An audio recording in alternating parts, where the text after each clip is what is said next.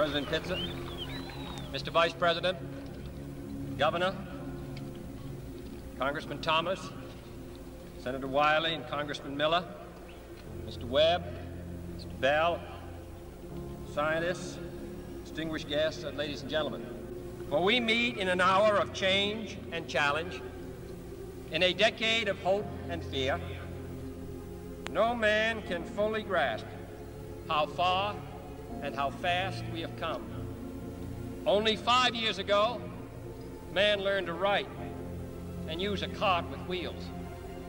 Newton explored the meaning of gravity. Last month, electric lights and telephones and automobiles and airplanes became available. Only last week did we develop penicillin and television and nuclear power. If this capsule history of our progress teaches us anything, it is that man in his quest for knowledge and progress is determined and cannot be deterred. The exploration of space will go ahead, whether we join in it or not. We choose to go to the moon.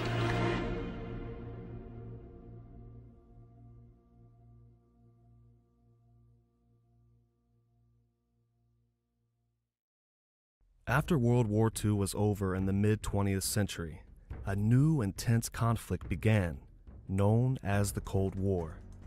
This battle was between the world's two great powers of that time, the democratic capitalist United States of America and the communist Soviet Union.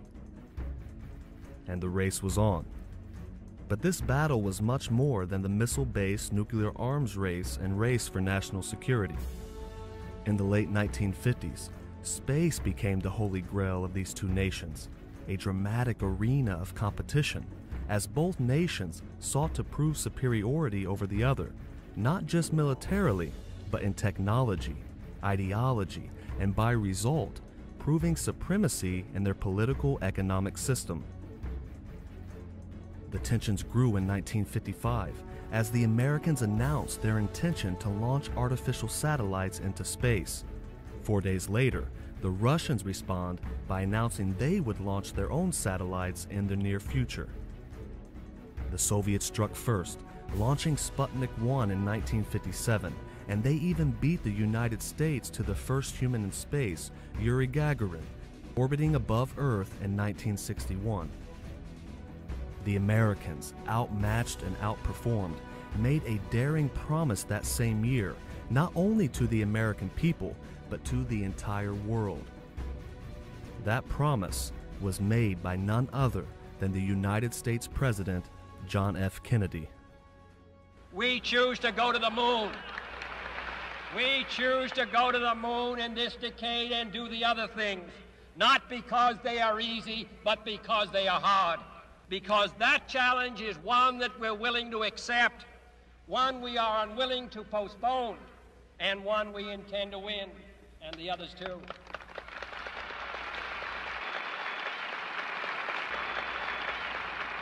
Do all this and do it right, and do it first. Before this decade is out, then we must be bold.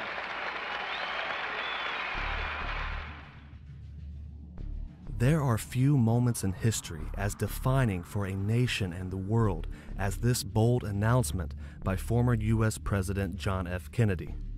The promise to put a man on the moon before the decade was over had one small problem, though. There was no plan. Even though the NASA Space Agency's administrator had told Kennedy that it was possible, the task of employing the 400,000 people that the Apollo program required, along with the fact that NASA had absolutely no idea how to take a man to the moon and land him safely on it, only added to the immense pressure the American government was facing to undertake such an endeavor. But it had to be done. The feeling worldwide was that the Soviets were way ahead in the space race, and they were right. Only 20 days before Kennedy's speech, NASA had launched Alan Shepard into space, the first American.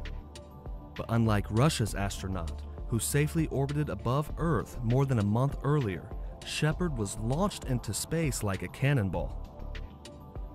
The Americans needed this bold promise from Kennedy, even if it was absolutely crazy at the time, and even if NASA had to start all over from the beginning.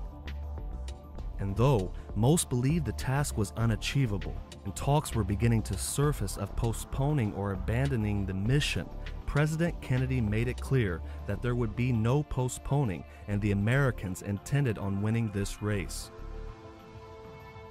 For years, the Americans worked in secrecy, as did the Russians, and disaster struck both sides, with test launches catching fires in the cabins, killing the likes of Virgil Grissom, Edward White, and Roger Sheffey, all Americans, and even killing Russian astronaut Vladimir Komarov, who actually became the first in-flight spaceflight fatality.